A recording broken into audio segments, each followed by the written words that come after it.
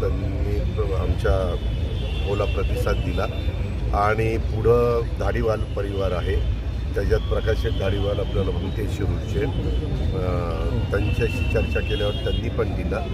दोघांनी दिल्यानंतर इथं वाहतुकीची अजूनही कोंडी होती. अजूनही इथं आपल्याला फ्लायओव्हर करायचा आहे, तो फ्लायओव्हर पुढपर्यंत आणायचा आहे. त्याच्याबद्दल आम्ही सुरुवातीला पाहणी केली.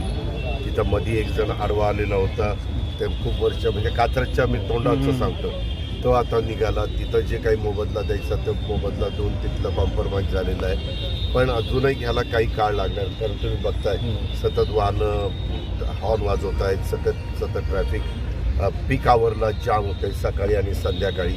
ट्रकचं जाणं येणं इथं मोठ्या प्रमाणावर आहे. मी साधारण अशी पण माहिती घेतली की रिंग रोड झाल्यानंतर काही फरक पडेल का, तर काही प्रमाणामध्ये पडेल, पण हे करणं नितांत गरजेचं आहे. त्याच्यामध्ये काहींच्याच गोष्टी आम्हाला